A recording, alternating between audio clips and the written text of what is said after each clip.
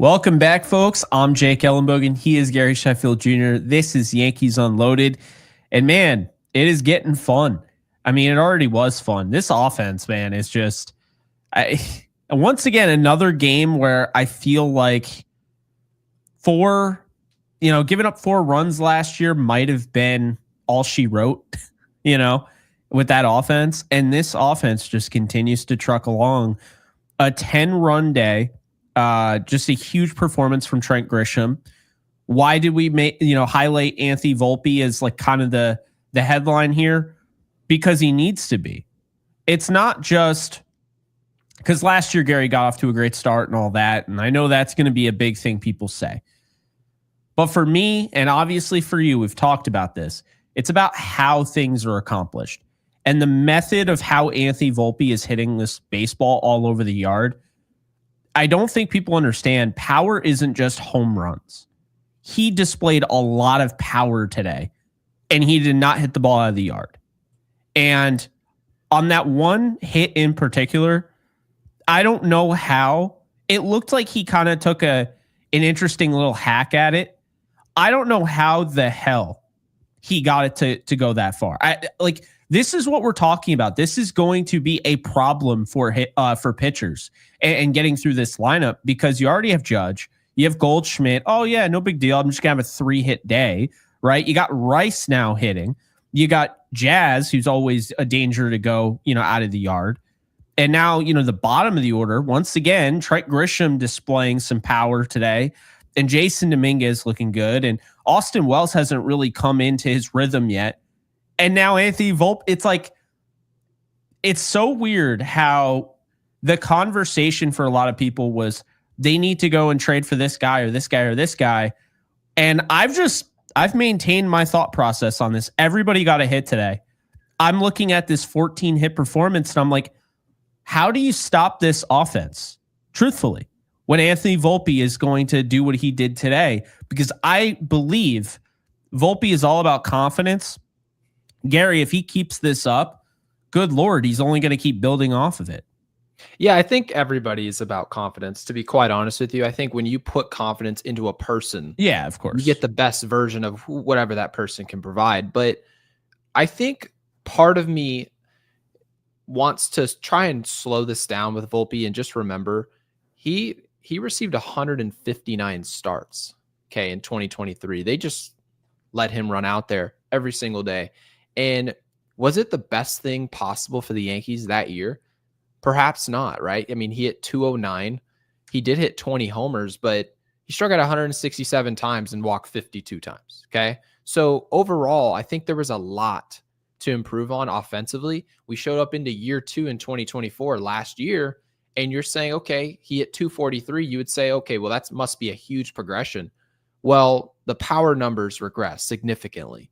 Right. And so you would have assumed, okay, the strikeout numbers, considering the fact we're talking about flattening out the swing, that was the conversation all last year. Flattening out the swing. He got off to a hot start. We thought we were looking at a high contact bat. Right. And then all of a sudden, Major League Baseball made their adjustment to this player. Well, now that we go into year 3, we're looking at a player who's doing both of them. You hit for power, you hit for contact. And when you can run the bases the way Volpe does, and we already know it's well documented what he does defensively, he's been doing this. He's won a Gold Glove. Anthony Volpe, if he's not a superstar, he's something a notch below it, a great player, right? And for him not to take his ace swing and to get that much contact on a bases clearing double today goes to show you the talent that we're dealing with. And whether it's whether it's Ben Rice, we're seeing a huge uptick in velocity off the barrel of some of these young players. And if the Yankees want to go somewhere that actually matters, these guys have to do stuff like this. We went into today's game and we said, okay, there's going to be a regression offensively. Stroman's got to stay on the mound. This bullpen's got to improve. Stroman wasn't great today. He didn't have it. Aaron Judge didn't have a hit to the final inning. He essentially had no role in the offense today. And yet we put up double digits. That is evidence. It's all the evidence you need that this offense is improving drastically. And I'm giving all the credit to the young players. It's absolutely. And you know what's funny is it's at the bottom of the order. Now I want to go Yeah. back to that Volpe. I want to break that down. That double. Because you look at Anthony Volpe and first pitch, you know, he takes a cutter. He's, you know, looking. You're down 0-1. Then he fouls off a sweeper, which by the way, I feel like he's faced sweepers and he's seeing them better this year than he did last year. He'd whiff on that thing. So fouls that off. Then he works it to 2-2. And then he gets that cutter inside, but in the strike zone. And what kind of swing was that? Like he just took something off it, but he didn't because the ball flew into the outfield. So much so, I mean, when you saw it, there was just kind of this bad judgment. And let's be honest here, O'Neal Cruz is not a center fielder. Like I can't stress that enough, but O'Neal Cruz had no idea where the ball was going. And it goes way over his head and he brings in 3. And that to me is why I wanted to highlight Volpe in the title before you asked me, you know, should we go this route? Because here's the thing. Grisham's 2 home runs, love them, right? I'm not taking them for granted. You know, those are huge. But this is a 5-4 ball game. It's easy to forget that because now it's 10-4 and they win. But it was 5-4, you know, in this moment in the game. And Volpe steps up and, you know, this is right after Jazz just struck out. So you come through in a big spot and, you know, you just take something off it. Maybe it's not the swing he wanted, but it's the swing he needed to have. And man, I just feel like that was the play of the game. Without a doubt, that moment right there displayed to me, yes, he got off to a blistering pace last year and looked like this last year, but he didn't look like this. He had still that flat swing and he was coming through, but now we're seeing him win in different ways. We're seeing him see these sweepers and, you know, these breaking pitches that he just absolutely struggled against last year. We're starting to see him really see it a lot better. He's taking pitches, he's working counts, and then he's really forcing pitchers to put it in the strike zone. And that's the thing. He went down 0-2 in this count, Gary, brought it back to 2-2. So what did he do? He earned that pitch towards the middle of the strike zone, and he hit it. And it ended up being a 3-run double, and the game's completely different, flipped on its head from there on. So that was the top of the 5th. The game was not close after that. Yeah, and we're now talking about a player that we don't necessarily have to look at as a young player now. He's still 23, he's still technically young. But when it comes to Volpe and what he gives us, now's the time, right? As we starting to go to year 3, he's going to obviously be on the field all season long, hopefully. And now is when you want to see, okay, what is a developed, right? We've talked about the word develop with all these players. Austin Wells, right? Ben Rice basically hit the runway immediately, right? Took off and then all of a sudden just hit a wall.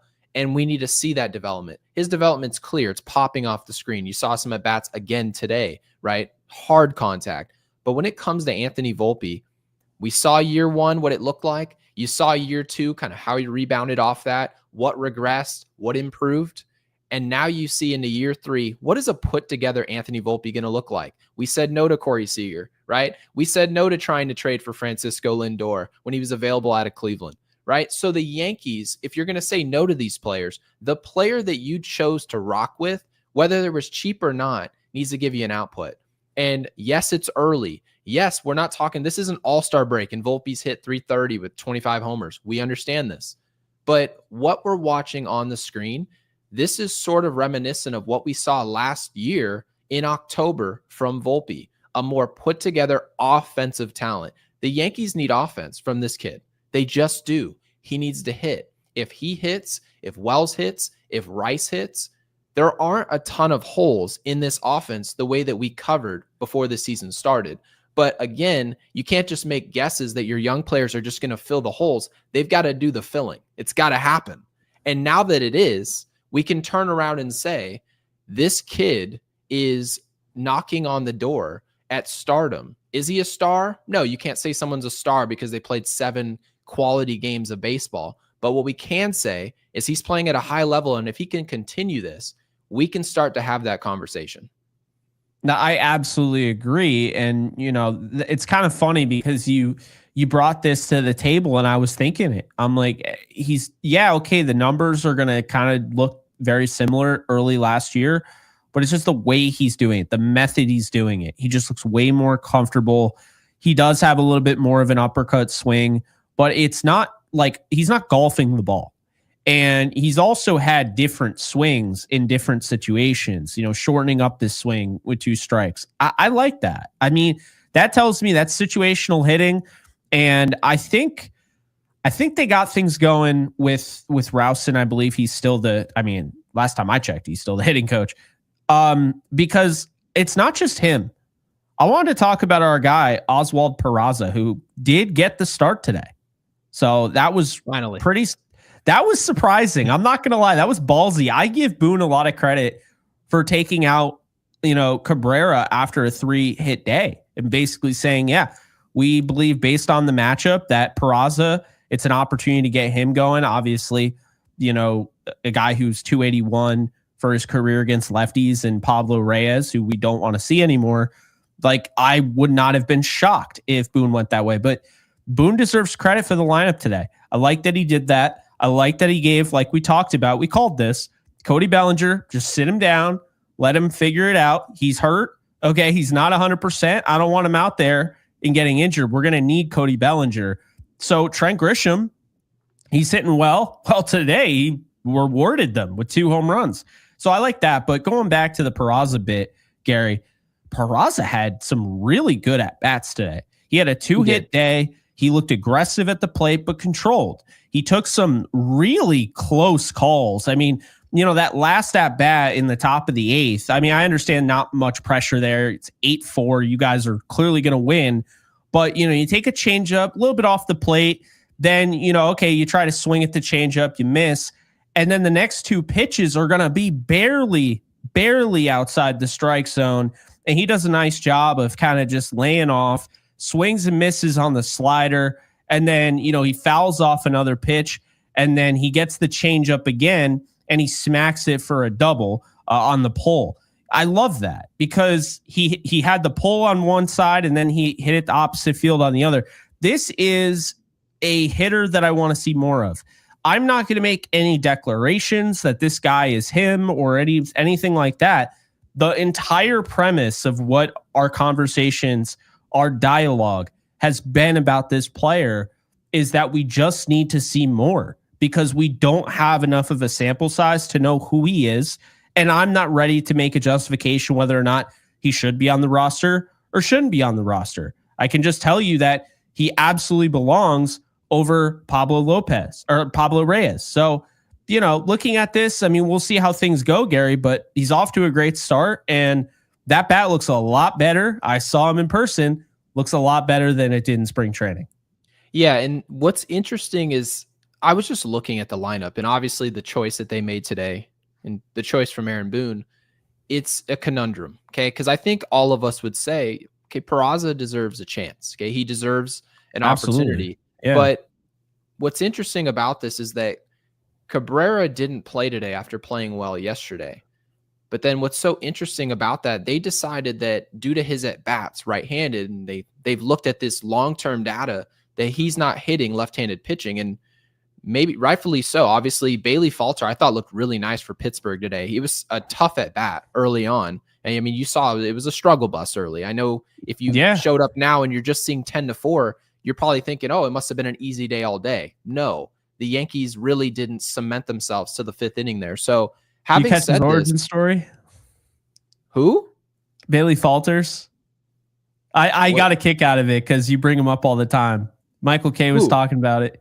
Bailey Falter grew up with the overhand because he used to watch Sandy Koufax nonstop to the point where he had a poster. Yeah, Michael K was breaking it down. He had a poster on his ceiling of Sandy Koufax, so he'd wake up every day and see Sandy Koufax.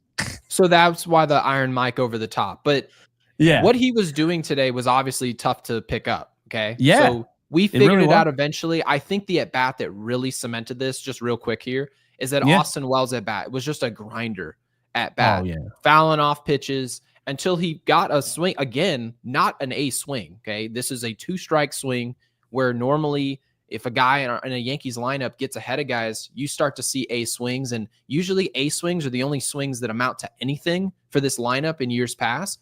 Well, not this year, not at least so far. But I'll digress to this Peraza Cabrera deal is that they essentially are saying Cabrera, those right-handed at-bats are just not good enough. Okay. The long-term data suggests that. But interestingly enough, they didn't do that today with Jason Dominguez. They allowed him to go out there. Obviously, you saw extra base hit from the right side, beating the shift the other way. We obviously love to see that. But it is crazy because you look at third base, all we're saying on this show is the decision at third base should be very simple. There should be no Reyes. He shouldn't be in the conversation. This isn't a matter of health. This isn't a matter of who's in the mix between DJ LeMahieu. It's none of that, okay? It is a matter of Cabrera and Peraza clashing and fighting for playing time. If you play well, you play. If you don't play well for any extended period of time, you don't play. You don't touch the field, right? It is that simple. So I just love what we saw today. I don't know if we expected to see Peraza. I don't know if our chat expected to see Peraza. But the nice part about seeing somebody that a lot of us wanted to see play is that he went out there and played well. The last time he played, he hit a homer, and we said we want to see a little bit more of that. We know it's not going to be a homer every day. But what we do know is that if somebody hits a home run that's a young player, why don't we push them out to the field and see if they can build on this? Because if they can't, we'll go find somebody else. But if they can, we found somebody who's controllable, who's also giving us an output. So yeah, very happy to see it. Like I said about Wells, the at-bats today were tremendous across the board. Everyone had a hit in this lineup today. Every single player. Okay? That doesn't happen very often. It goes to show you what this Yankees offense is putting together right now. And they're just buying time. I know you saw what Yarborough did. He went multiple innings, struck out 5, walked 1. He was sensational today. His ERA plummeted down. His ERA plummeted down to 9.82. So, oh my God. Yeah. He had 5 strikeouts, and then Cruz had 2 strikeouts in an inning, which was funny because Cruz, the proof is in the pudding. No one can hit when his forkball is on. Nobody can hit it. Nobody at all. It makes everybody look like an absolute joke. But when it's not on, or even if he misses, and this is exactly why being a forkball pitcher or being heavily reliant on an off-speed pitch, specialty pitch, if you will, it's like if you miss either location or you just don't get a good grip on the baseball, that thing is getting smacked. It is a beach ball. So we saw today, he had it on the 13 pitches he threw. And I loved seeing this turnaround from the bullpen. Mark Leiter Jr. got the win today. Tim Hill got in a little bit of a jam, but he got out of it. I like seeing it because, look, Stroman didn't do his job. I don't care what anyone says. They're not asking you to go 4 innings and give up 4 runs. If we want a run an inning, we'll just put in De Los meatballs. No, I'm just kidding. That would be 4 runs an inning. But true. By the way, did you see another former Yankee? Dennis Santana is their closer. I didn't even notice. No, I really wasn't even paying attention up to that point. It's not very surprising that runs were up on the board. And by the way, just to answer this, no, Fishman, that's not the only one, by the way. No, I meant exactly Caleb what I said. Ferguson. I did not mean skyrocketing. I meant plummeted because Yarborough's ERA was close to infinity. Okay? Yeah. Before those 2 innings, it plummeted to 9.82. It really went to show what it's looked like so far. And if we want to go where we're going to go, he's got to be somewhat impactful, or we need some type of lefty to flip the ball to and feel confident. Okay. So that's how I'm feeling. Oh God. Do I see Heine in the super chat right now? Let's see. Andrew Heaney is pitching tomorrow? No, he isn't. No, he's not. Wait. Luis Soto with the super chat. Thank you so much, Luis. No way. I refuse to believe it. No way. All right. So you're telling me former Yankees on this roster, just right off the cuff, I can name. You got Dennis Santana, IKF, Caleb Ferguson, and then Heaney. That's a lot of former Yankees. Is that Andrew Heaney? That is. No way. The Heen dog. Oh God, that hurt. You know what's funny? I actually liked when he was on the team because I almost sarcastically felt like it was a bonding experience as a Yankees fan. I did not Just like when he was on thinking the how team. bad it was. And by the way, I do see it in the chat. People saying No, they're I not liked going to Sean allow Marcus Chacon when Stroman. he was on the team. I liked Ivan Nova. I did not like Andrew Heaney. I didn't like any of it. Someone said in the chat that they're not going to let Stroh reach 140 innings. Tim Meza as well. He's not Yeah. going to be able to reach 140 innings. If you're just nibbling, when you guys see, okay, the offense is scoring and Marcus Stroman's on the mound. Okay, mind you, I'm rooting for Marcus Stroman. Okay, Yeah, and I'm too. literally, yeah, I mean, literally, I brought up one negative thing last year, and he complained to me.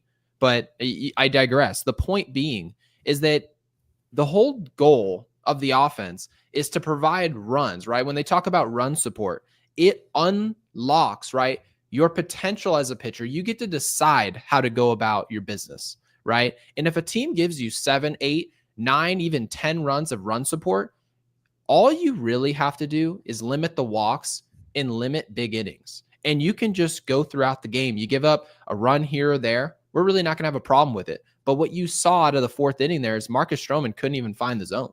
He just couldn't. He's still nibbling when we were scoring. So my thing is this. If you're not around the strike zone and you're not a power pitcher, you're not I know he's like, I'm a starter. I'm this. I'm not going to tell you what you are. You're grown. You're a big leaguer. Okay. And that goes for any player on any team.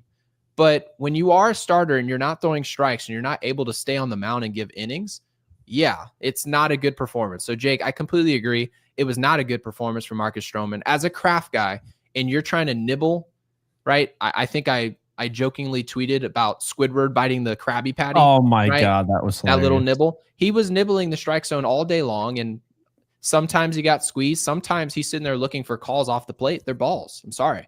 So, yeah, I'm looking for better performance out of Stroh. I actually had high hopes today, but I guess we'll see how this progresses as time goes on. He better watch it because if Cookie gives him consistency, he'll take his job because Clark Schmidt, man, did you see he looked really good today?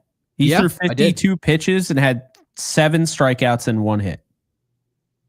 That's crazy. That's Which really, isn't surprising really at all because we've seen him go on the IL and return and just have his location, have his stuff, which is part of talent, right? It's not all pitchers need a runway of a month to get prepared. Some guys just have that. So you normally don't see rehab starts though with 7 strikeouts. That's like not usually. No, that's a really good return. So that's good. Excited to have him. I will point out he was never really injured. They just didn't they felt like he had arm fatigue. And so I think they were being cautious with him considering the type of season that they were. I mean, you, me, and Jeff down the street is on the IL. So, but Jordan, thank you for the 5. Reminds me of last year when Cabrera would sit out after being hot and couldn't find that spark again when he would play again. Hope he can stay hot. Yeah, I get that. I'll tell you right now, if Heaney's pitching tomorrow, which he is, left-hand pitcher, Peraza's in again. I think Boone kind of drew the line in the sand today, is that Peraza is going to be in against lefties and Cabrera is the starter as righties. That's how it's going to be. And you know what? I don't hate that.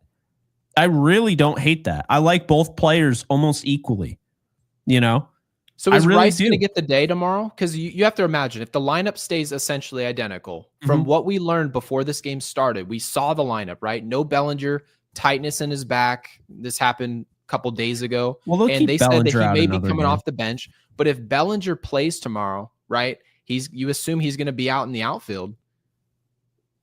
I guess he could just replace Grisham. It's not a problem. Your reward for going 2 for 4 with 4 ribbies is going to sit down with coach, but it's okay. There's nothing wrong with, I guess, a player playing well and then sitting down if it's Trent Grisham. I'll tell you right now, I don't remember a Yankee team that looked this tight-knit at the start. They look like they're having a ton of fun. They look like that clubhouse is in really good spots. And you know what? I don't think they care. Does Grisham want to play? Absolutely. But he's a team player. This is a guy that is just that guy that's going to go out there if you need me. If you don't need me, I'll be here when you do. So I don't think Grisham would complain, just like I don't think Cabrera complained today with his 3 hits and then sitting on the bench with coach, as he put it. But no, I think tomorrow will be the same lineup. I think the best thing to do, I mean, I would just, while Grisham's hitting well, I'm not rushing Bellinger back. I need Bellinger. This is like, I don't care if it's a light back thing. I don't care. I need Bellinger to be Bellinger. You know, I don't care what's happening right now. You can't assume that everything we saw today is going to be consistent, you know? So that's kind of my take on that. I also think the Yankees have, see, and this is, again, going back to what I was saying, people complained about the lack of, you know, a third baseman and depth. No, I disagree. I think they have an embarrassment of riches to the point where I don't think they are going to be able to play the same 9 every day. Like, I think when Stanton comes back, that's going to be, like you mentioned, that's going to be a conundrum. We're going to be looking at players like, wow, they would start on any other team, and they're going to be sitting the bench in a lot of games. You know, I think that a good thing, by the way? Because you I have to don't know remember what something it is. Alex Rodriguez has said, right? And obviously, he was our best player the last time we won a World Series. Absolutely. And one of the things that he mentioned was a key contributor for why we were as good as we were was that everyone showed up to the field and knew their roles. Now, you may say that Trent Grisham's not going to have a problem. He had a great day today, played great the day before, last time we put him on the field, but he may not have a problem with it. But at the same time, it is interesting this early in the season where we can't say, if everyone's healthy, who in the world is going to play? And I know people can say, well, that's a good problem to have. The interesting part about it is that some of these problems that we have that are supposedly good problems, they're young players that we're dealing with. It's Ben Rice, right? If you're actually talking about Giancarlo Stanton returning to the field, you would assume he's going to play, right? He's a veteran. We got that.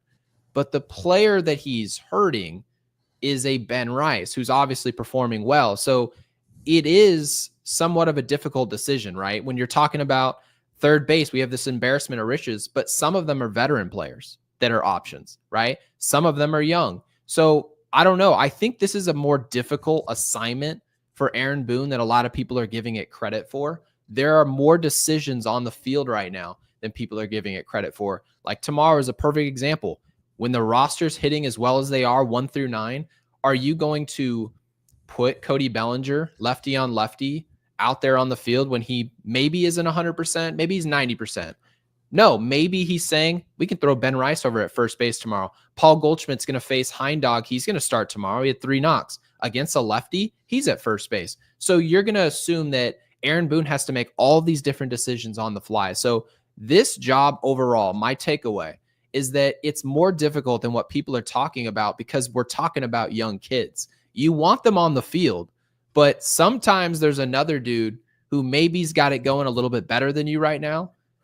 Or shoot, maybe coach just likes another player better. So I don't know. I think it's tough. Yeah, I mean, I don't think, as we've kind of learned from Boone already, I don't think it's as simple as this is the lefty lineup and this is the righty lineup. I think he's still kind of just, mad scientist feeling this thing out. And I think that's a smart approach. And then at some point, there's going to be some stability. And in addition to that, keep in mind, the idea of guys like LeMahieu and Giancarlo and, there's going to be injuries. It's baseball. It's 162 games. So obviously, is everybody going to be healthy at the same time? Maybe they might be for a little bit. But as we know, there's always some random injury that comes up. So that's just kind of the way it is. It always seems to work out in that favor. I mean, look at last year, just when it's like, oh, we have an embarrassment of riches at pitcher. And then all of a sudden it's like, wow. So they just had to call up Will Warren because they don't have enough starting pitchers on the roster. And that's what's happened, So I've seen this movie before. I'm not going to sit here and say, oh my God, they're loaded. They have so many. No, I've seen this movie before. You get really confident and comfortable with what you have. And then some guy pivotal goes down. And then all of a sudden, now that guy is playing every day and you're not feeling so great about it now that, that kind of insurance there isn't there. So that happened with Stroh. I mean, we thought Yeah. Someone literally messaged me today and they're like, "Aren't you glad you didn't trade Stroh?" And I was like, I mean, not really, but the I fact they were bringing it up depends. I was mean, what about the were they going to conversation get? you're talking about is health. Well, I didn't care who they got. I Yeah. honestly, they could get nothing for Marcus Stroman, and I probably would have been fine. I'm being serious. I think if I was able to relinquish the 18.5 million, I would do that for free. I'm not joking.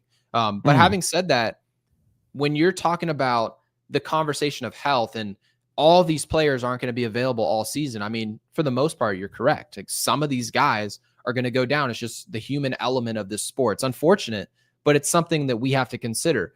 But one thing I wanted to bring up when it came to a player, and I see him obviously today at the top of the lineup in Paul Goldschmidt, I feel that we're looking at a gamble that the Yankees took by bringing a veteran into the fold at first base. And obviously, you're talking about a short-term contract that would tee them up down the road for a Kyle Tucker long-term marriage, long contract. Now, no guarantee we're going to get him, but the idea is it's maintaining our flexibility long-term. It seems that Brian Cashman pulled the correct string, at least in the short term. Now, he is, I believe, 37. Injuries are much more of a factor for veteran players, so it's something we're going to have to keep an eye on. I'm just going to enjoy this while we have it, because Paul Goldschmidt that you're seeing right now, today in 2025, in the first half, it's looking highly reminiscent of what happened last year in his final year in St. Louis in that second half, where he really turned it on. This right here was the same gamble, somewhat really, that they did with Josh Donaldson, right? Older player, had a strong second half, and they were like, we're going to get a really strong 20, whatever it was. We're going to get a strong following year. This is working with Paul Goldschmidt. So we've got to give Brian Cashman at least a flower or two with this, and it's working out. No, I definitely agree with that, because you watch him today, 3-hit ball game. Had a little bit of a slump there, like a mini one, like 0 for 10. And then he's been really good ever since. I think he got that day off and, kind of recalibrated. That's why I think this thing is going to work, though. Is he an everyday player? I don't know if he is. I don't know if he can play the entire week, of a road trip, right? I think this is going to wait. So they're trying to already manage that workload. I mean, we saw the day off, and I think it gives Rice an opportunity. I think this is going to work, Gary. I do, because they have guys like Judge. You're going to give that half day off, and you're going to give him the DH spot. And at that point, you're like, well, I guess we could give Paul today off because, Ben Rice, he'd be in the DH spot. We want him in the lineup against, whatever. There you go. Or, something along those lines. That's kind a Dominguez DH day, to your point. You open up DH. Now it's like, if Stanton's already hurt, he's not there with multiple evidences of a tennis elbow. Okay, great. You guys don't like Jason Dominguez out in left field. You don't love it. Well, we're going to put Ben Rice at first base, who's highly capable. We just saw it the other day. Give Goldschmidt a day. Maybe he's old enough to not be that everyday player that Jake's talking about. You throw Rice over at first, DH just pops wide open. You say, well, let me give Dominguez out, put him at DH, still get his at-bats, and now you can throw a Peraza in there to get more at-bats, right? Maybe get some young players into the mix. That DH spot is so valuable for the Yankees. Valuable. It's so valuable for this team, and people don't realize the idea, if Rice and Goldschmidt are playing well, how they can build off of that together and open up the DH spot is just so big for this team. So I want people to make sure that they know that. No, it absolutely is, Gary. And, I want to make this very clear. When I'm saying give him a day, I don't believe that giving a guy one day every week or every 2 weeks or whatever, as long as he's playing the next day, I don't think that impacts his rhythm at all. When we were talking about it last year with Cabrera, because these are professionals, so they're used to a day off. I don't think that kills them. But Cabrera, when we were talking about Cabrera and why him sitting, it threw him off, and we could point to the statistical output, how it fell off.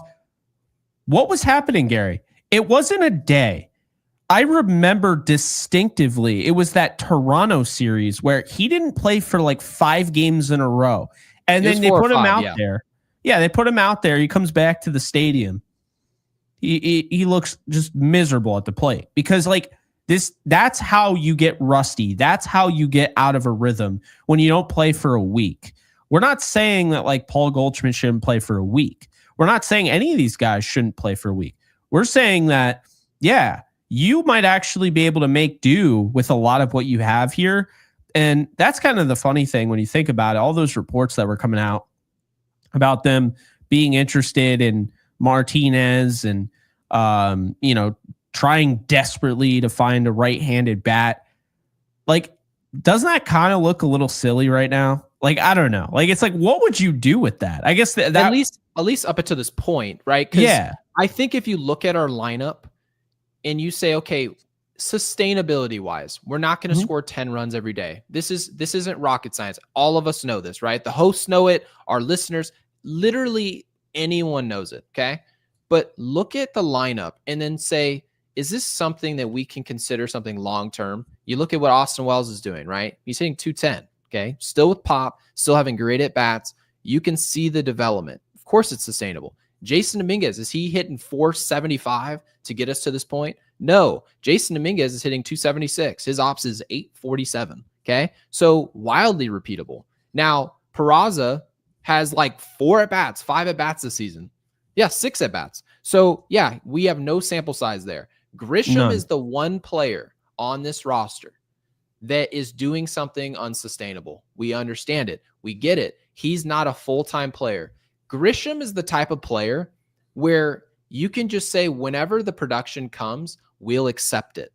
And that's sort of what I said when he joined this roster. So now we look at the rest of the roster. Goldschmidt's not going to hit 345. He's probably going to hit 275 with pop, play really good defense. His ops he's going to draw a walk. Okay. Rice, he's not going to hit 320, probably 280. I think, Jake, you said that 280 would be a nice little target for him, but we're not doing anything insane as an individual. Jazz Chisholm's hitting 242. Okay. With pop. So what I'm saying here, we just have a lot of depth. I think that's why you see the results that you're seeing. I think in general, everyone's sort of doing something right now. That won't continue, right? Everyone's not going to do something all year. But how many lineups in baseball today can say, yeah, all 1 through 9, they all sort of have their role and they're sort of doing it right now? Not many. So that's what excites me about this team, is that I don't look up at the lineup and see Paul Goldschmidt hitting 445, Rice hitting 500, Judge hitting 450, and then I look at Volpe down to Grisham and see a bunch of dudes hitting a $186. That's what we looked at last year a lot, guys. Remember what we saw. Let's not remix what we saw.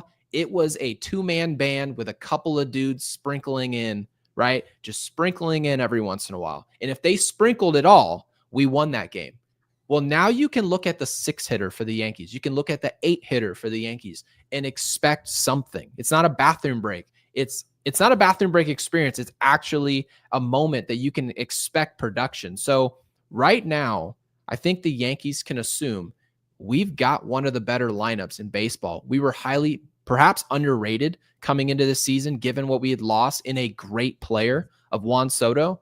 But this pitching is going to regress. They're going to improve to the means. And then this lineup is just going to continue to be consistent with a couple of guys regressing towards a realistic season. I have some pretty high hopes for this team. Again, 90 wins is still high hopes. That's a postseason team. It's a shot. And also, Jake, when you mentioned that left-handed bat, how silly that sounded, maybe you need the lefty at the All-Star break during the trade deadline. We'll talk about it then. It's the righty. It's the righty. Yeah. No. But the whole point is, if you really need it, you'll still need it at the deadline, and you can do it then. As of now, we've got a lot of stuff going on, a lot of chairs moving around. Let's figure out what we've got going on right now. And if we need that righty, wherever that may be, injury or not, we'll do it later. I agree. And that's been a big thing for me, is that why make that big time trade right now when you could just do it at the deadline? People would argue, it's only going to cost more at the deadline. How much more? You see who they gave up for Jazz Chisholm? I liked Agustin Ramirez, but aside from him, I don't remember the other guy they gave up for him. Well, would I we mean, make that trade in reverse? I mean, let me just ask you guys that. Would you trade no, Jazz Chisholm for Augustin Ramirez right now? Everybody would say no collectively. It's an I easy don't choice, know but what we'd win Augusto that trade. Ramirez is doing, and I don't care. Nope, me Like, either. that's the thing, is that I like my prospects, but like when you can get a player like Jazz Chisholm, who we were talking about, that was a kind of a dream scenario for me. I was like, when they got that deal done, I was like, wow. I mean, he was not, you hear the stories. I mean, he was not treated well in Miami. Like, there's already been reporters out there that have said that, so I it's, get why he wasn't. If you really, let's be honest here. he's Certain his own cultures dude. are, but certain cultures are losing cultures. If you're playing losing baseball and then you see someone being overly confident, right, and flipping bats, we're a losing team. I can see how if you were watching Jazz Chisholm play, and mind you, I'm a huge fan of Jazz Chisholm, a huge fan of this whole future that we're going to have with this player. But if our team right now was, instead of being 6-2 and coming off a 10-4 win, if we were 2-6 or 1-7, and Jazz Chisholm was like pimping balls and it's caught at the track, and maybe he has a day where he goes 0-for-4 with 4 Ks and then he hits a homer and pimps it, but we're losing, I can see how a poor culture could really rupture what he's doing as a player. So I think that whole experience in Miami really just wasn't a tells me that fit. Jazz Chisholm had to be in a winning experience, whether it was a Yankee or not. He needed to go to a winning team. And now that he's here, Brian Cashman pulled that string. I've criticized Brian Cashman a ton. It won't be the last time I criticize him. But when you bring in a player who has that level of confidence and he's in a losing situation, why don't you just pluck him out of the losing situation and get out the way and let him do the work? It seems to be what they're doing. I have a perfect comparison for what you've just said. Now, mind you, Jazz is a lot younger than this guy, but first thing I think of is Odell Beckham Jr. He's playing on the Browns. He was sent to the Browns to die there. That's what everyone knows that. So all of a sudden, he doesn't like football anymore. He doesn't want to play football anymore. He is so done with football. And then they release him. And now the Packers and the Rams are interested, and both teams were in the playoffs. And it's like he goes to the Rams. It's like being in LA and being able to be yourself. He's a very vocal player. He likes to have fun. He's going to, showboat after a first down. Like, you do that in Cleveland and everything's just miserable in Cleveland. So you look stupid. You look dumb doing it. Yeah. I agree. So I love that, because while you were saying that, I was like, well, that sounds familiar. It was like, that's literally Odell. Now I know he tore his ACL, was never the same after that, unfortunately, but was huge for that team. And they fed off that energy. That was a very different player in that locker room at that position, because normally they don't have like kind of a vibrant personality, a wide receiver. They never really have. And that's what he did. And with Jazz, it's like, it's weird because the Yankees normally don't have this type of personality. They've had him in the past, but I feel like Jazz is kind of his own type of dude. Like, I don't know anybody else out there that's like him in the way that, he just carries himself. And I just love how Boone just told him right away, just be yourself, man. Just be Jazz Chisholm. They did the same thing with Alex Verdugo, where Alex Verdugo wanted to wear all those chains. They're like, all right, well, maybe don't wear 5 chains, but yeah, you can rock the chain, all of that. This organization is going to get, I really do believe Jazz Chisholm being in New York and having success is going to intrigue outside players about coming here, because I will tell you this right now. They know what they're doing. They know what they're doing. Hear me out when I say this. The beard, that whole thing, now other players, they're not going to say anything. They're not going to admit that that's why they would sign there. There are players, I'm sure, that had the Yankees off their list because of the facial hair rule. That's the first thing. And the second thing is seeing Jazz Chisholm come out with a neon green belt and, one-piece attire and stuff like that.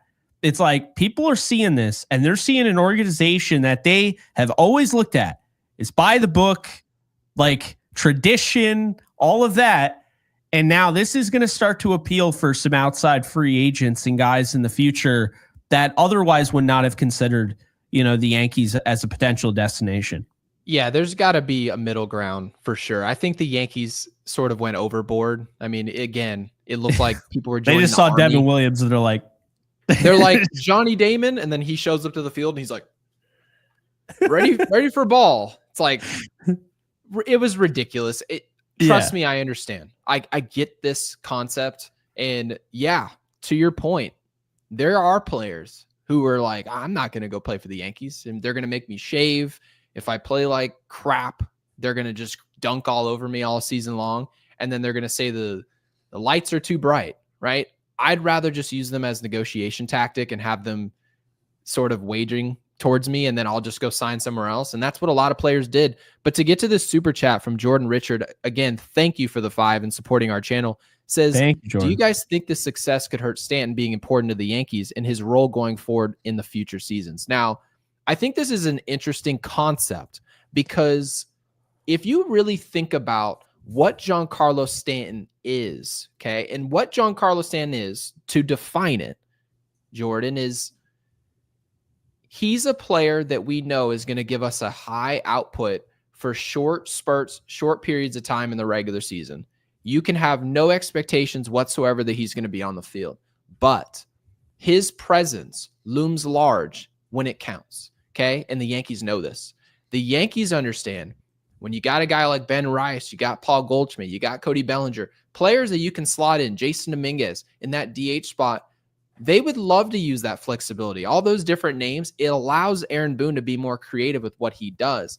But none of those players I just listed for you, Jordan, can do what Giancarlo Stanton can do in October ball. None of them. Not one player I listed. And so I understand when we bring up this idea that maybe if Giancarlo Stanton is just going to be off the field again and enough players around him we can show quality at bats, we can do a lot, in the field, maybe they're going to try and phase Giancarlo out of here. And my opinion on it is that as long as Giancarlo is making $30+ million a year, I think that's essentially just going to be the entire mindset.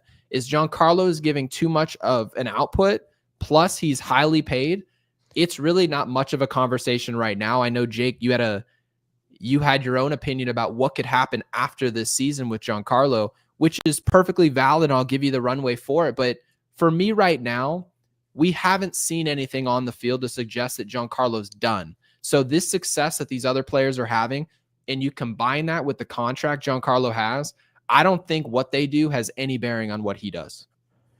So here's an interesting thing. I think it's funny. I don't know if we talked about it on the show yet. I think we just talked about it. We didn't know. So Giancarlo Stanton, a lot of people don't know. Yes, $32 million this year is, essentially how much he's getting paid. It's on the payroll, right? But what you don't know, and it's really interesting, is that in his contract, there was a stipulation. It's actually the last 3 years of his deal. Okay. Giancarlo Stanton has $10 million of each of those years deferred money that has already been paid out by the Marlins. So before they traded him, like they had that deal, the Marlins already eat $10 million on their payroll. So that makes Giancarlo Stanton's money in 2026, instead of $32 million, which it's been that now 3 years running, now goes down to 19. 2027 goes down to 15. And 2028 is 15 with a club option to bring him back for 2029. So, or excuse me, no, that's the club option. So 2028 is where they decide whether or not they want to keep him. So here's the deal. Giancarlo Stanton is a heart and soul type of player, whether people realize it or not. I think he's one of the more underrated and underappreciated Yankees because of his injuries. Because the same reason why we're constantly hearing every time Aaron Judge hits a home run and we try to celebrate as Yankee fans, we're constantly hearing, what does he do it in October? That on that same thing is like Stanton, oh yeah, he's never healthy, but he does it in October. And that to me is why he deserves to be recognized as honestly one of the really, really good Yankees in the history of this organization that doesn't really get the praise of being a really, really good Yankee. And with that said, Giancarlo, he is in a position here that's really interesting because I know it's a lot of money to leave behind, but I could really see him retiring after this season. Going through what he's gone through with the injuries, I mean, I really could see it.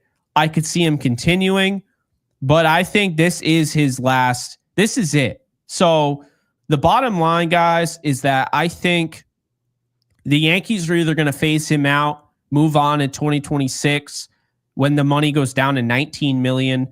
$15 million is DJ LeMahieu territory. They could phase him out in 2027, but I could say without certainty, and I mean, obviously with certainty, obviously with you guys, that club option is not going to be picked up in 2028. So they That's have so him long from now, Jake. I know. They have 3 years of him.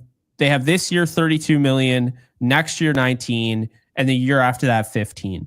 So the point being is that when you have money that falls down like that, where it goes from 32 to 19, especially in the major leagues, that is movable. Okay.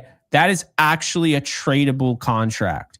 In addition to that, it's also kind of, you could have a buyout, but I really don't foresee him being a Yankee that much longer. I think this is his last year in pinstripes.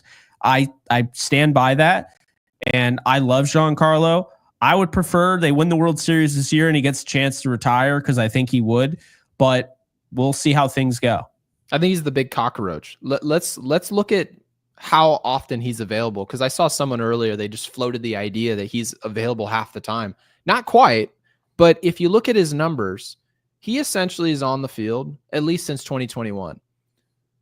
139 games, 110, 101, 114, right? Year before that, it was 23, COVID year, so he was available for essentially half the season. So really, he's available for about a little over half to 2/3 of the season, okay? And the crazy part is, you saw what he did. If it wasn't for Randy Arozarena, Giancarlo Stanton's 2020 postseason campaign, what he did in October was ridiculous, okay? He was going to break the all-time home run record in the postseason. So when people say he's a great postseason performer, no, he's one of the greatest postseason performers of all time. That's actually what the conversation is. So I don't know what he's going to walk away from. I don't know when he's going to retire. I don't know when it's going to be his last year. All I know is that his performance, when I actually give a rip, like I care right now. I run a podcast and people are listening to an hour-long show of ours breaking down regular season ball. And I'll tell you, most of us care about baseball. But when we really care is when everyone's watching. When they say, I'm rooting for the Yankees to lose, they're not rooting for us to lose in April. They don't care in May. They're picking it up. Maybe they watch the home run derby and then they turn it on in October ball. And guess what? They see this player. They're probably thinking Giancarlo is their best player. The way he plays in October, I don't care if he's playing the field or not. Offensively, he's probably the most reliable guy we've got. So I don't even like to introduce the idea now of phasing him out.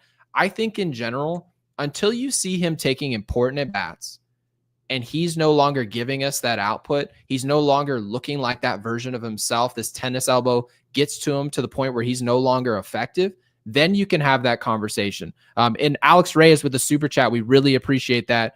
You've been here for the last several shows. Thank you. Said, I'd argue that Stan is a better leader than Judge. The way Stan carries himself throughout adversity and being outspoken when the team fails. Now, I would suggest maybe not that he's a better leader, but he's a more satisfying leader.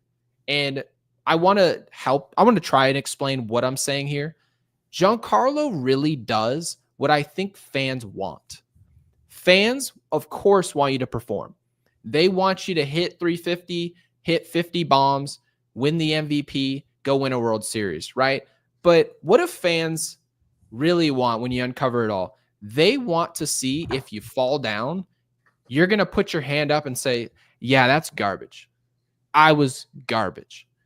The last thing you want to see is, well, we're just going to put one foot in front of the other and then we're just going to work hard and try to improve. It's not acceptable. And then we'll see you guys tomorrow. It drives us nuts because it doesn't feel the way you're feeling as a fan. Giancarlo essentially is a mirror. However you're feeling, he's just going to push that right back towards you. And it feels really good. So I understand where Alex is coming from.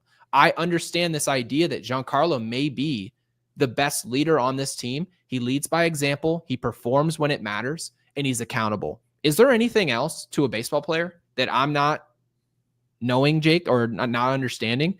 I love this version of a player. And yes, Jake, to wrap this up with Giancarlo, it's a shame he wasn't able to stay healthy and really reward us with some exciting regular season runs. He just hasn't been able to do that. And it's unfortunate. But I will say, when it really matters, when we're all watching, to be quite honest with you, Giancarlo is the real deal. He is. He's the man. He is. He absolutely is the man. In a lot of ways, he reminds me of Anthony Davis. Anthony Davis could not stay healthy. And I think as long as they're able to bring a World Series back to the Bronx while he's still playing, no one is going to have any issue about the trade. Just like no one has any issue, obviously now because they turned him into Luka, but no one had any issue with the Anthony Davis trade after they won, and I feel like they're so similar because, people forget Giancarlo Stanton was maybe the best hitter in baseball when they traded for him. That was a massive deal. I mean, remember they were basically saying collusion. Oh, Derek Jeter making the Yankees good again. He wasn't an injury-prone player at that point. I mean, he literally was playing 159 games a year over and over and over again. There was nothing, no soft tissue injuries. He wasn't jogging into bases. He was a great defender in right field in Miami. So what happened in New York didn't even happen until like a couple years into pinstripes. And then suddenly it was just his whole body gave out on him. I have a theory as to why this happens. You have one injury that happens, right? And everyone in the off season is trying to, have conditioning. Well, not everybody, obviously. Definitely not Toronto. But you have the conditioning and all that. Gary's like, I'm not saying a word. Nope. But you do have that conditioning and you have the strength training and all that. You're trying to get better at different things. And the thing is, and this could be applied to any sport, Gary, when you suffer an injury, you are now overcompensating for whatever injured, part of your body that you have. No doubt. So when you start overcompensating for that part of the body, the other parts are being neglected, right? Or a certain part of the body is being overused. So to coincide with that. So that's why I believe that injuries happen like that. And it cracks me up how people just assume, well, these are pro athletes. They need to be in better shape. They assume these guys are in bad shape that get hurt. I mean, I know people that are considered injury prone in like the NFL, like know them. And I know the work they put themselves through. Like Joe Schmo over on the couch eating popcorn, who weighs 300 pounds, has no reason to say that about a dude that's in the gym constantly, who's freaking deadlifting 600 pounds. But the idea is they got hurt, so they're not putting in the work. Stanton is a workout guy. He is a gym rat. Have you seen him? Like, the dude is always working out. So that's the thing that kind of annoys me, Gary, to be honest with you, is that I see that a lot where it's like just associating injury prone or what injuries at all towards the lack of work, I think is BS. And so I wanted to clear the air on that because I think it's not as simple as Stanton doesn't put in the effort. He does. I think he suffered an injury back in the day that has caused a chain reaction. And also, let's be honest here, chronic injuries exist. I wouldn't be surprised if he's had a lot of chronic injuries throughout his career. He's an older player, and this is also a league where you play over 160 plus, depending if you get to the playoffs or not, 160 plus games. And it wears on you. And the way he swings too. There are things that he does that are just not, it's not like a natural movement of the body. I think people need to understand that.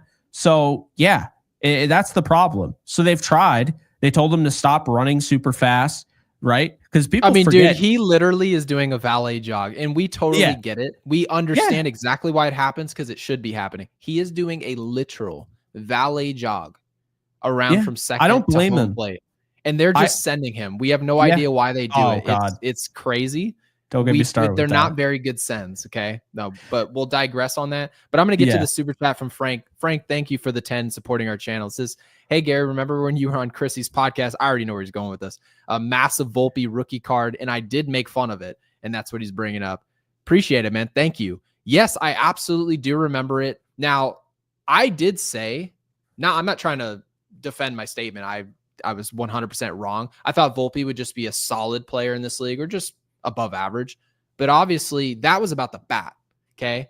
If you don't hit, your Volpe card is worth nothing. Your rookie cards for anybody, okay? Ellie De La Cruz, all these young players that we're all so excited about, if the bat doesn't catch up with the hype, that card collection isn't worth squat. So yeah, Frank, dinner's on you if you still got that card collection. I'm assuming you didn't sell it based on what I said. The fact that you're so chipper about it, I would assume it's still in your back pocket. Yeah. Mastro's on you, my friend. As long as it doesn't go over the top with the overproducing and oh my God. Don't even get me started in the card thing. I have the Jalen Hurts rookie card, right? It's worth nothing. Nothing. Like, none of those cards are worth any. Jalen Hurts, who just won a Super Bowl. Oh, because they probably just made too many. Nothing. They made too many. I see. The mosaic. It was like the NFL mosaic. So I got all these rookie cards. I got like Justin Herbert, Joe Burrow. Nothing. They're worth $10, and I have to get it graded. It would cost me like $100 just to get it graded. a net of -90. Sick, bro. That's why I don't. I have no idea how this card market works. Obviously, I get the concept. It's the stock market. You buy a bunch of Volpe cards. He hits 20 homers the first year. You're praying to God this player hits 320 the following season, and that card's value can just skyrocket. Because I've seen what some of these cards sell for, and it is crazy. It is insane. Wild. Have you seen the Pokemon card craze? People are beating the crap out of each other in like Walmarts and stuff. Well, I did see that like one of the Paul brothers spent like $1 million on a Charizard card. Just completely stupid. And trust me, I did Pokemon growing up. I get that, right? Yeah. You see a Charizard, spectacular, right? But to spend millions of dollars on a collectible card like that is just insane to me. I like the concept of investing in cards when you're not spending hundreds of thousands of dollars. I'm cool with that. It's kind of what Frank is doing. So yes, exactly. Give Frank a round of applause here. I like it. You spend money on cards that you believe in certain players. I was a big fan of Jalen Hurts coming out of Oklahoma. Actually, I was a big fan of him at Alabama. So I bought his rookie card. Sure enough, he wins the damn Super Bowl and it's not worth anything. So that's the only problem is you got to make sure that they're not like just producing a ton of it where it's a total oversaturated spot in the market. But definitely. That said, I think that is going to do it. Just real quick, want to remind people over on Twitter, because we have a lot of people that watch us on Twitter. If you want to support the channel or support us further, please head on over to YouTube after this ends or right now and just give us a sub. It goes a long way. We're really trying to grow this thing out, and the algorithm really has not put us into it yet. That right, Gary? I would say that. I think we're not quite tweeners right now. We're tweeners. We're tweeners, exactly. So, we're not quite getting 10 to 20,000 views like we were getting at the end of the season, but we will. It'll take some time. So anyway, appreciate you guys a ton. You guys are awesome. Everyone here, everyone that's watching after the fact. And do I have the movie? Because you got Jeepers Creepers. Oh crap! I don't know. I'm just gonna put a show when in doubt. It just came out. It's an anime, Devil May Cry. So After another anime. Hey, to be fair, it was a video game series, very popular, and now they made an anime out of it. Yeah, some progress. There we go. Finally, somebody recognized nothing fell apart in my backdrop today. Which, by the way, it did fall down while we were off camera. There was a jersey back there. That sucker fell right off the wall. So we're working on it, but I appreciate you guys noticing.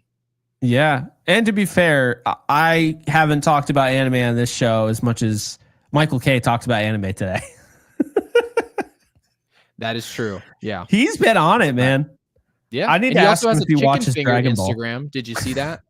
Is that him? Like, I thought that was kind of like somebody made that after. No, that is him. No, that's not. No, that's not. I didn't think it was I'm him. sure he's doing something with it, but I know there's no way Michael K is running that account. If he is, then he can correct me if I'm wrong, but I would assume he's not. And I know that account.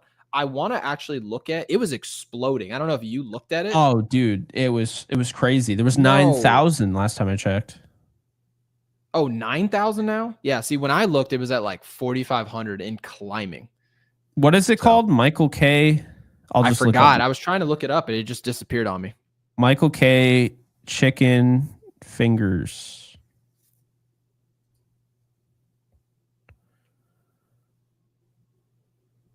Okay, that didn't work. Maybe I'll try the whole looking it up on Twitter thing, and then maybe somebody posted it. Yeah, it's like chicken tendies something. Yeah. But it's a weird name. There's like underscores in it. And I think it's a new enough account where you're not really going to find it off rip. Yeah, Obviously, I do. It's not like verified or anything.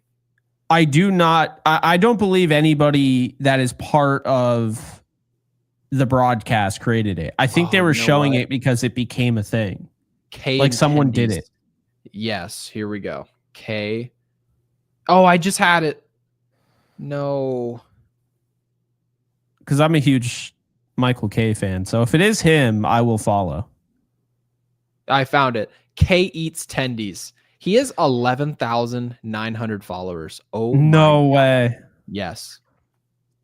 Oh my God. All right. No, I'll tell you right now, this is very much Yes Network. Yeah, it is. But we've been working our whole lives to build followings, and they just make a fake account and it gets 12K. Isn't that so depressing? No, I'm saying that because I'm like, you see, it's literally him, his face molded into a chicken tender. Like this took thought process. This was talked about in their producer meeting. That's no doubt about it. In their production meetings, they mentioned this. I'm calling it out. But yeah, someone said, so people are saying that Michael K is the best in the game. Yeah. For me, he's one of my favorites. I think a lot of people have a lot of, their favorites. Michael K is easily, not even close, my favorite. It was Michael K at number 1 for me, and then Vince Scully at number 2. And obviously he's covering the Dodgers, and I'm not rooting for the Dodgers, being that I'm here in Arizona rooting for the D-backs, right? So and I grew up around the Diamondbacks. There was no way I was rooting for the Dodgers. Not going to happen. So having said that, I think Michael K is the perfect announcer because he has a little bit of attitude, which is exactly what I want.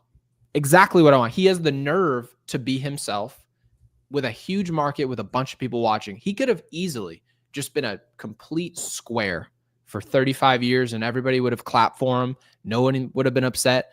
But I think that Michael K has the nerve to be himself and stand out is what stood out to me. It makes me like him 1,000 times more than I did already. So yeah, I'm tipping my cap to Michael K. And don't know how everyone else feels about him because I know it's probably a controversial topic, but shout out to Michael K. Michael K would be my pick. He's by far one of my favorite announcers. He's one of the biggest reasons why I wanted to actually announce at one point in time. He was always my favorite. I would say I really like Joe Davis. I like his versatility to also call NFL games as well. Kevin Harlan Kevin Harlan is so underrated. Like people just think he calls basketball games. He could be on that top tier NFL. Like he's a great like broadcaster for I even thought the you were NFL. saying Michael. I thought you were saying Kevin Hart for a second. No, do you know Kevin Harlan? I've heard the name, but I don't. I don't watch a ton You've of. probably I mean, heard I him a watch sports, billion but yeah, I've times, heard of him. but Yeah. no, he's great. Kevin Harlan's great. Michael Kay would be my favorite. I actually like Joe Buck more than people give him credit for. I think he's a lot better. He's than people underrated say. now. Joe Buck is underrated because he was the guy. I think when you get too popular, I mean, it's the same thing, right? With Patrick Mahomes, you get too good, then people just hate on you no matter what. Yeah, if they turn on the game and you're talking about golf, and then all of a sudden they turn on a football game, and you're like, "I'm Joe Buck, I'm here," and he's assigned because he does a good job.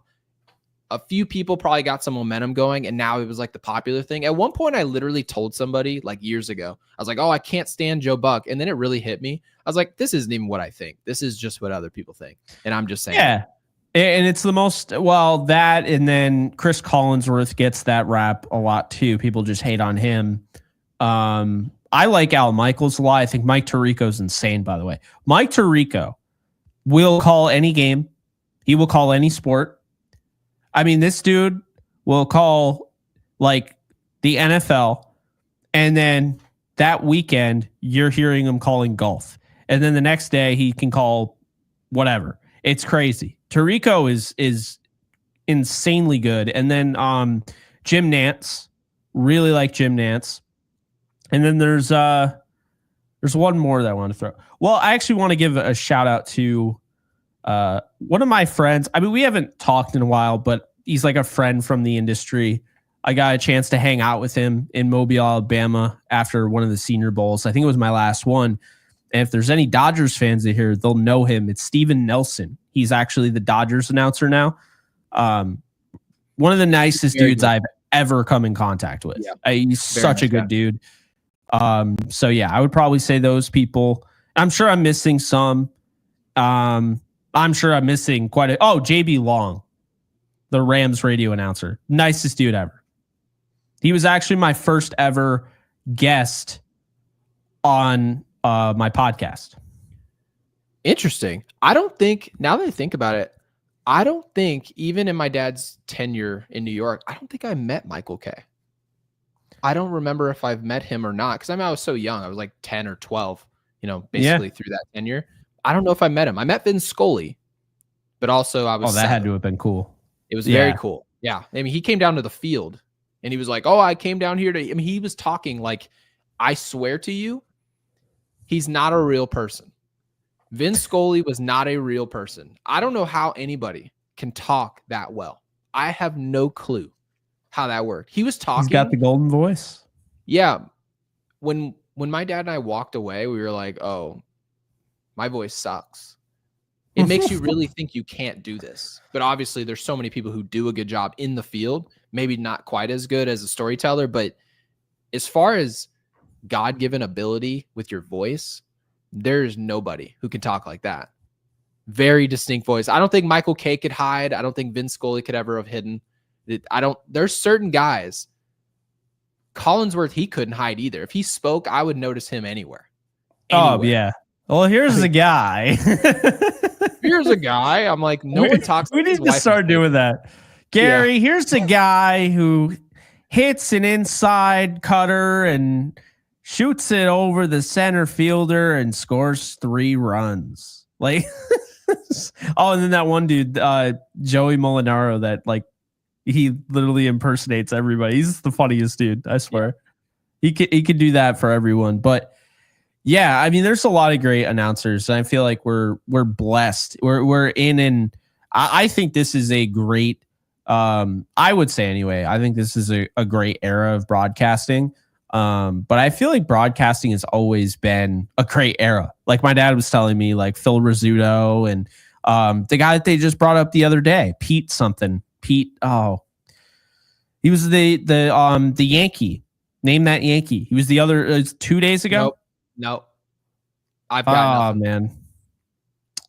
Yeah. Well, anyway, he was saying, I can't believe I can't remember the name, but yeah, he was saying how, announcing back in the day was great. And Vin Scully was awesome because like my dad being a Rams fan and growing up in Irvine, like when they played at, and they played in Anaheim and Vin Scully would actually announce the Rams games as well. So, yeah, he did have that voice. But anyway, yeah, I agree. Anyway, John Miller was great too. I agree.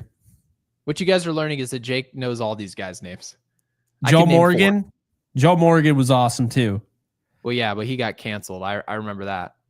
What? I didn't see that. Well, he ended up getting in trouble. That's why he was off the air. Remember, Sunday Night Baseball was literally the best broadcast of all time. It was the best. Absolutely. Joe Morgan, John Miller. Yeah. So obviously we're not going to discuss what happened, but I have no idea, so I couldn't contribute to that. But that said, that's going to do it. Hope you guys enjoyed. Again, if you're on Twitter watching us right now, we're about to wrap this thing up. So be sure to head on over to YouTube if you want to support us further and hit that subscribe button. That's it. That's all you got to do. But I'm Jake Ellenbogen. He is Gary Sheffield Jr. And this has been Yankees Unloaded 185. Be sure when you're headed out, actually after this thing ends, drop a comment, Devil May Cry, to let us know that you stuck around for the ending of the video. And like this video.